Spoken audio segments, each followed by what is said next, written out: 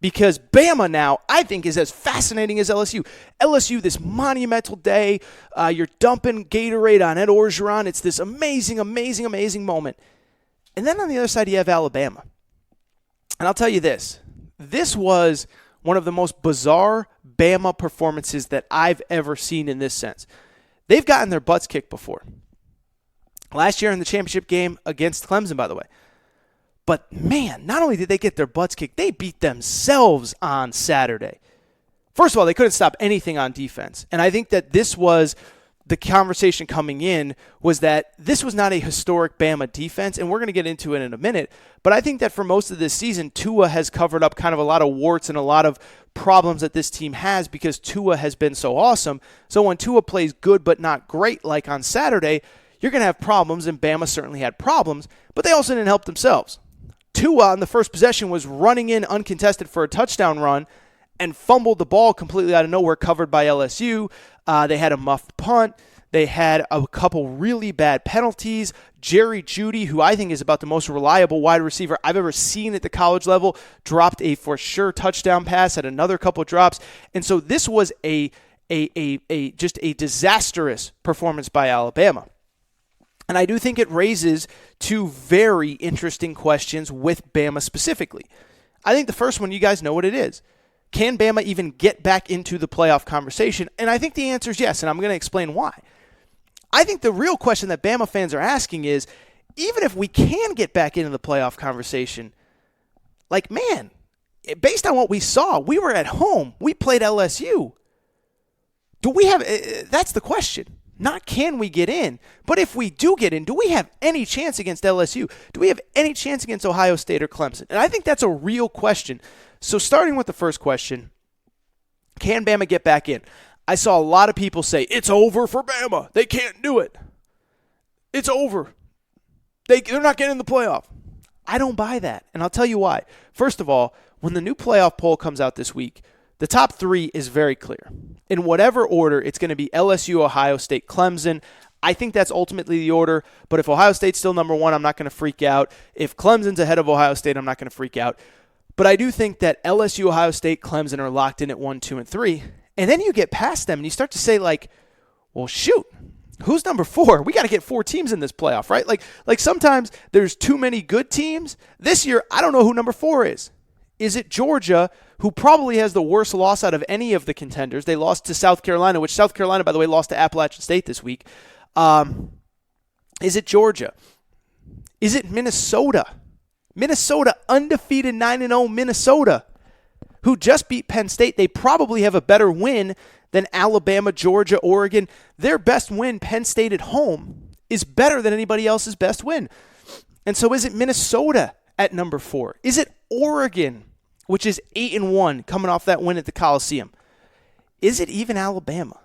So one, I'm just fascinated to see on Tuesday what the committee decides to do at number 4. But then the question for Bama becomes, can they play themselves back in? And I think the answer is yes. Now, what's hurting Bama, and this isn't a big secret, it's not as though I'm breaking some incredible news here, but Bama basically has no real great wins on their resume, and it is going to be a challenge when you start stacking up head-to-head wins, because Bama's best win right now is against an awful Texas A&M team. But their best potential win, because they're not going to play in the SEC championship game now. LSU has locked that up all but certainly. Alabama's best potential win is Auburn. And Auburn, I don't know if you pay attention, Auburn is probably going to end up 8-4 in the regular season. They already have lost to LSU and Florida, and they still have Georgia next week and Alabama down the road. So if Alabama beats Auburn, they're at best Auburn a 9-3 team and at worst an 8-4 team. And I don't know how impressive that is going to be in the eyes of the committee. So they don't have the great win. I will say they do have the best loss, though. They're going to lose to the number 1 team in the country, LSU, and it's going to be fascinating down the stretch. Now, what I do think has to happen, there has to be some degree of chaos, right? Certain things have to fall Alabama's way. First of all, LSU's got to beat Georgia. I mean, if LSU's got to win out, they've got to knock out Georgia. That's got to be out of the conversation.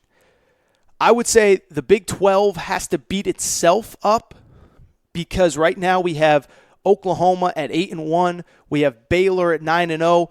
Baylor still has to play Oklahoma and Texas. Oklahoma and Baylor play this weekend. And so you got to get a situation where all those teams knock each other out. But even if they don't, I don't know that Oklahoma, the way Oklahoma's playing, if they're 12-1, I don't know that they have an open and shut case definitively that they're better than Alabama this year.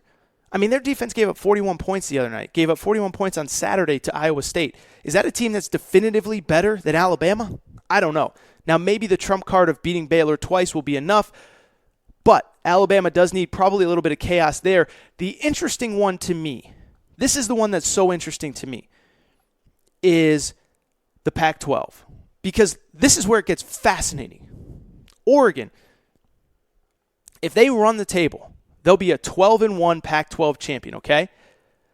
But their loss would be to Auburn.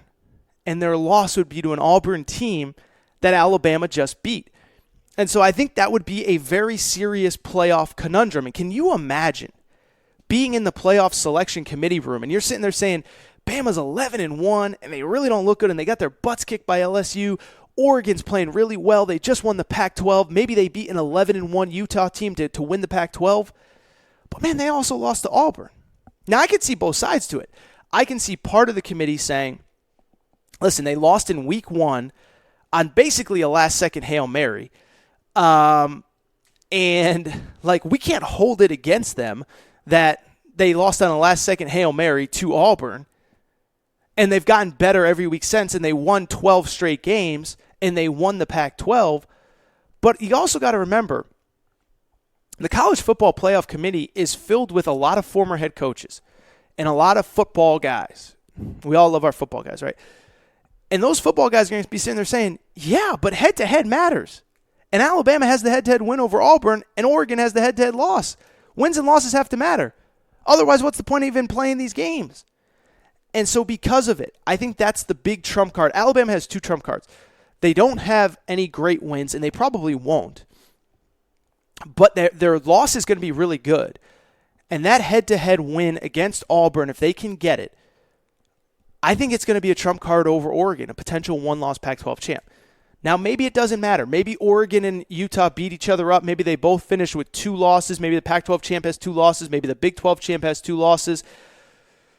And maybe Bama gets in. But I don't think it's as open and shut as people are saying. Now, I think the bigger question, if Bama gets in, is this a team that can actually beat some of the elite teams in college football?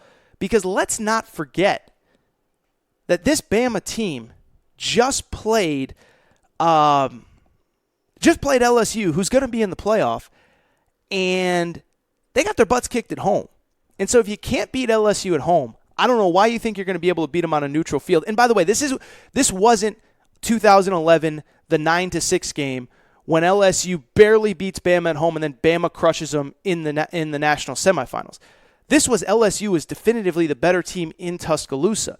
And so because of it, I think it's fair to ask if Bama couldn't beat that LSU team, if LSU just went up and down the field, I don't know what chance Bama has against LSU. Clemson, say what you want about Clemson.